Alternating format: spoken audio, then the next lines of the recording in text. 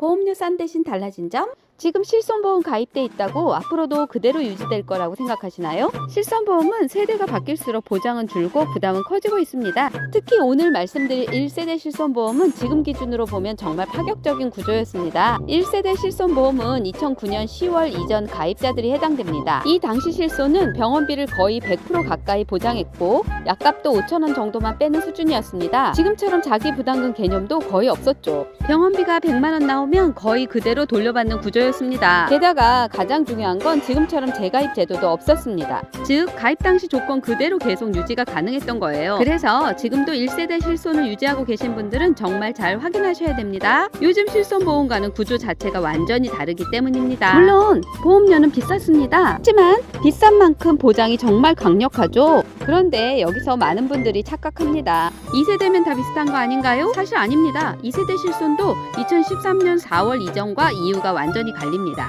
2013년 4월 이전 실손은 사실상 1세대와 비슷한 평가를 받습니다. 왜냐하면 재가입 주기가 없었기 때문이에요. 그런데 2013년 4월 이후부터는 처음으로 15년 재가입 조항이 들어갑니다. 이게 왜 중요하냐면 15년 뒤에는 내가 가입했던 실손이 끝나고 그 시점에 새로운 실손으로 바뀔 수 있다는 의미입니다. 그리고 여기서부터 실손보험의 구조가 완전히 달라지기 시작합니다. 그럼 많은 분들이 가장 궁금해하시는 4세대 그리고 앞으로 나올 5세대 실손보험 이야기를 지금부터 해볼게요. 먼저 중요한 핵심부터 말씀드릴게요. 예전 실손보험은 병원비를 얼마나 보장해주느냐가 중심이었다면 지금 실손보험은 누가 병원을 많이 쓰는가를 보기 시작했습니다. 이게 가장 큰 변화입니다. 특히 4세대 실손보험부터는 비급여 치료를 많이 받을수록 보험료가 올라가는 구조입니다. 예전에는 같은 회사 가입자 전체 기준으로 보험료가 같이 올랐다면 이제는 내가 병원을 많이 이용하면 내 보험료가 더 오를 수 있는 구조가 된 거예요. 반대로 병원을 거의 안 가면 보험료 할인도 받을 수 있습니다. 즉 실손보험도 이제는 개인 사용량에 따라 차이가 생기는 시대가 된 겁니다. 그리고 또 하나 중요한 변화가 있습니다. 바로 재가입 주기입니다. 예전에는 15년 재가입 구조였다면 4세대 실손부터는 5년 재가입으로 짧아졌습니다. 이 말은 보험 구조가 훨씬 더 빠르게 바뀔 수 있다는 뜻입니다. 예를 들어 2021년에 4세대 실손에 가입했다면 2026년에는 다시 새로운 실손 구조로 변경될 수 있는 거죠.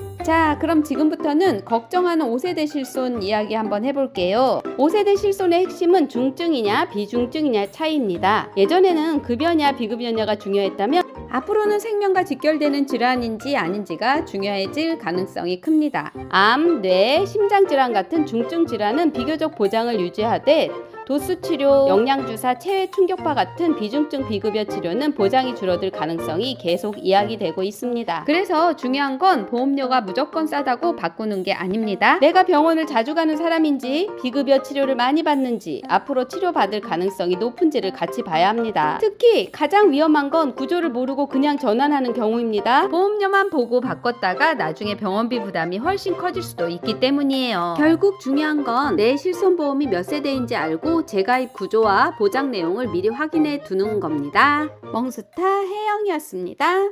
끝까지 시청해 주셔서 감사합니다.